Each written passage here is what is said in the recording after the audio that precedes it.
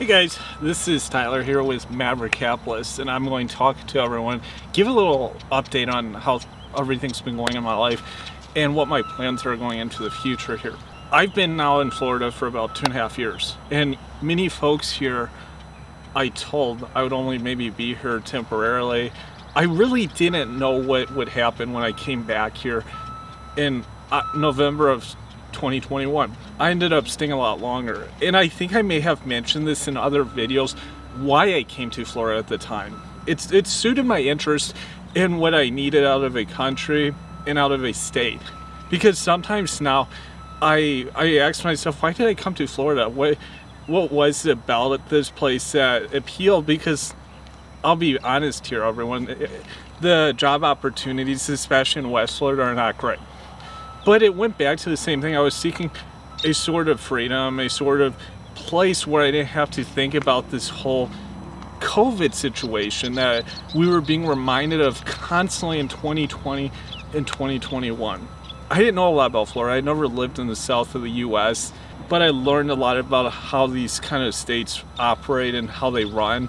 I'll be honest with everyone, I wouldn't stay in the south long term for many reasons. That's a whole different video, but I ended up coming here, have been here for a lot longer than I originally intended to be here, mostly due to economic reasons. I also dealt with some addiction along the way, and that definitely delayed my potential and how quickly I could have done stuff. Right now though, I'm at the point of leaving the state, potentially going north or even going down to South America. Most likely I'm going to be in Argentina long term eventually. The question is when I do it. In the past I had spoken about possibly moving back to Eastern Europe, going to Russia, maybe going to Poland or something. I'm not really 100% sure at the moment. There's a lot of factors here. My brother was recently in prison a year ago in Russia for about 3 to 4 weeks. That situation opened my eyes to the harsh reality if you're a foreign person in Russia from the immigration standpoint. Yes, on a personal level it can be great, but at the end of the day you're still at the whims of the government and what the governments want to do somewhere. They have way more power than any individual, and certainly in countries like Russia, like US, China, Venezuela, these types of countries, our governments have a lot of control and power over us. And you have to be realistic about that. Do you see yourself in a positive position in 5 or 10 years? I did a video recently on a famous YouTuber, Gonzalo Lira, who unfortunately was taken out by government that was very corrupt. He did not deserve to die in prison in Ukraine, but that's what happened. But that situation illustrates why you have to be smart and pragmatic. You have to look long term. I was kind of in a panic mindset towards the end of my time in Estonia back in 2021, and I apologize for the ways that I maybe misled people. I put out some information on videos that wasn't totally transparent and accurate to my situation, and as I said again, it goes back to what my economics were then. I had to do what I had to do. I went back to the US and I got back on my feet. I've been in Florida ever since. Didn't know what to expect from Florida. It hasn't met all of my needs from a government, from a state, from a personal perspective, and certainly from a financial perspective. Argentina, on the other hand, is where my brother's been living, and I see fabulous potential down in Argentina. There's awesome things that are happening. They have a great new leader of their country. The personal life that someone can enjoy there for a fraction of the price that's here in the US is absolutely wonderful. You can have such a great type of living standard for a much lower price than here in the US. You can experience great dating and potentially find a wife. I know most everyone here is a MGTOW kind of guy, but there's still great options there. The price is to rent, to buy properties. The opportunity for foreign people, even with the right documents, to buy land and to make investments that, for example, over in many Asian countries are not available for foreign people. There's like 1 or 2 countries in Asia that allow foreign people to buy land. That isn't to say that just because you own the house in the land doesn't mean you're totally safeguarded. And we saw that with Andrew Tate. That's a whole different side story. At the end of the day, you're still at the whim of the government of the place that you're living in. And if they don't like what you're saying about them, they can take that house away, that property, that land. You're always at their whim. Their government down there they tend to be more neutral with political affairs. It's more of what Andrew Henderson calls soft and hard freedom. Argentina has more like harder freedom, or Argentina's more softer freedom, in the sense that they kind of, government lets people do what they want to do. They, not negative things, like just day-to-day life, let them live, don't intrude.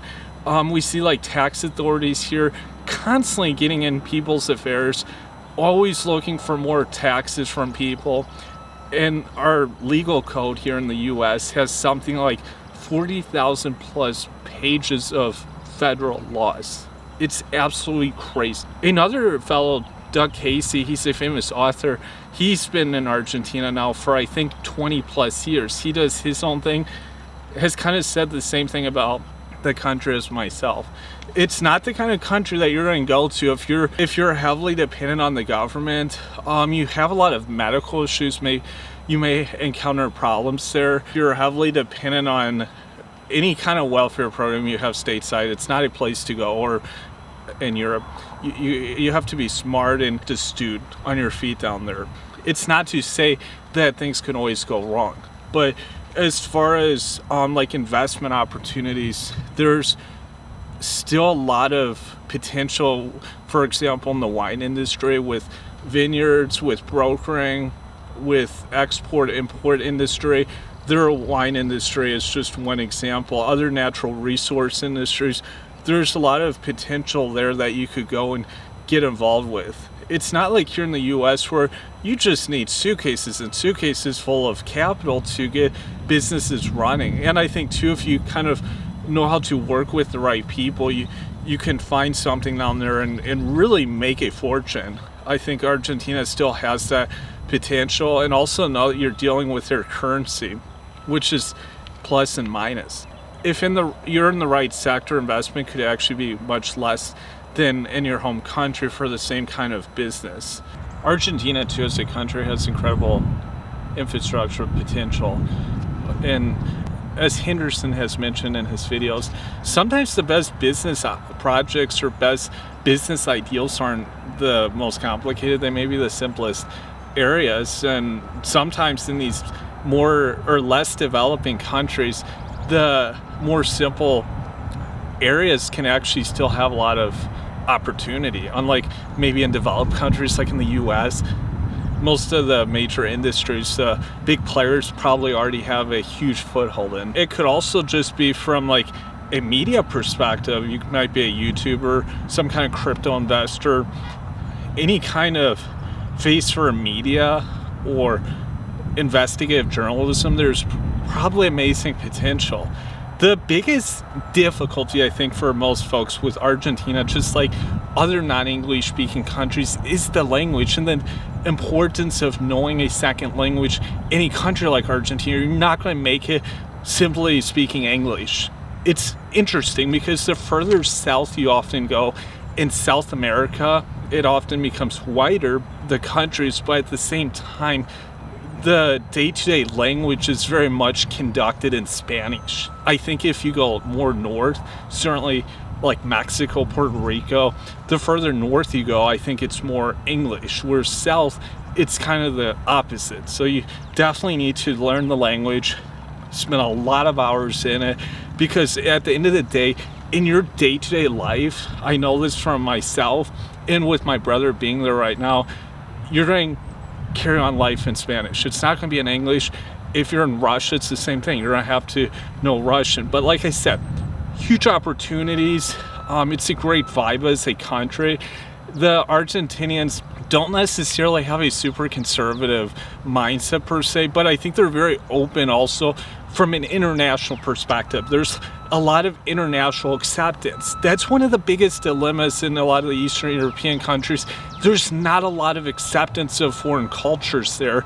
Even if people don't say it, they're not really going to accept you. You're going to have a really difficult time engaging and getting somewhere in that country, becoming a more prominent figure in that society. Whereas Argentina is like US in that sense. It was a country of immigrants. It was a country of people seeking opportunities elsewhere.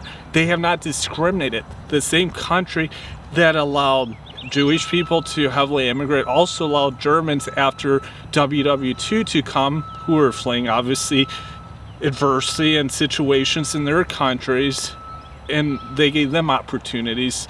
More historically, the Spaniard and Italians came and became some of the wealthiest people in that society, people that were basically peasants, second-class citizens in Italy or Spain, now own some of the biggest vineyards in the world.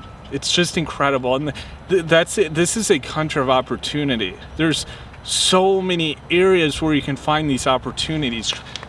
There are big downsides, like crime rates really risen in the past 10 to 15 years, but there's ways to confront that. And I think also that could be another business opportunity. Business is all about solving problems, and maybe the need for areas with insecurity, like policing, technology, things of that nature, there could be huge potential. And if you're in Argentina, certainly if you're installing like home security systems for vehicles, big business potential down there. You can really do well. But it's not to say with this new president, over time, some of the social issues could improve. There could be less interest in crime and living this way, and it's hard to say. Time will tell. The big thing often is when poverty goes down, you often see a decrease in crime, but there is still that IQ thing at play. Can't have everything in a country. Also remember, Argentina has great geography. It's not just like people think of South America as these tropical beaches like they see in Brazil. No, Argentina, you have mountains like Colorado.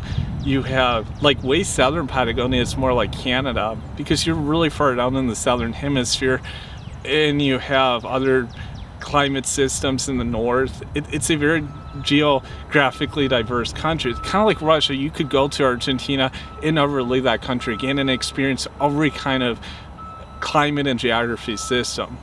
So this is what's on the works for me. I'm at least going to take a trip there very soon and see what it's like. It's been 10 years since I was down there. I studied abroad in Argentina, and I studied abroad in Chile, but I also lived in Argentina briefly, and it was a great experience. I still have great memories from that. It would be interesting though to see what it's like 10 years later and seeing if it's a country I could feasibly live in long term. So give me your feedback here on this video, and thank you everyone.